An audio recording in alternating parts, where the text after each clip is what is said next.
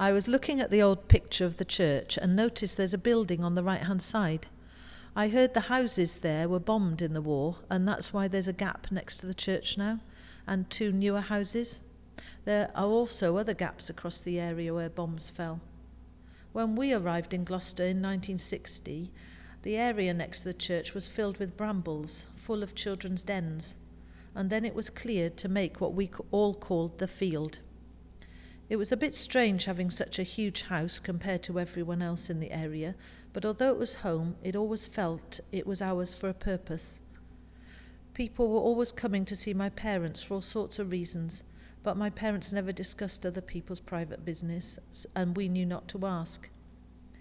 When it was the summer fete, the house and garden were totally taken over by members of the church. The ladies filled the kitchen, serving teas through the kitchen window, and the men put up stalls and a skittle alley, and some years they hired a roundabout that you wound by hand. That was great fun, because we could play with it afterwards. The children from local schools would come to provide entertainment. I remember St James's doing country dancing and Hatherley Road girls doing gymnastics. Lots of people from the area would come and enjoy the garden on that day.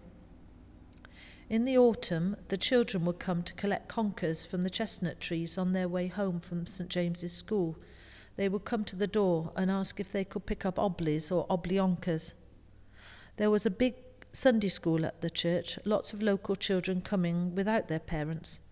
We'd all meet in the church on Sunday morning, and then we'd take the children out to Sunday school. Some to the school, some in the parish hall, and some in the vicarage. On Good Friday, there'd be a big service in the morning, and it was still a day off for lots of people. Everyone would go home with a hot cross bun from Sparks Bakery, and then some of us would run back down Rycroft Street to take the big trays back to the bakery. I remember queues there waiting to buy hot cross buns. You couldn't buy them all year round like now, and the smell was delicious. In the 1960s, the area was much more self-contained, rather like a village. In fact, the oldest people could remember there being fields in the area and the streets gradually being built. As a young man, my dad had enjoyed farming and felt torn between becoming a farmer or a vicar. He chose to become a vicar. But wherever we lived, it was amazing how there was always opportunity to do some farming.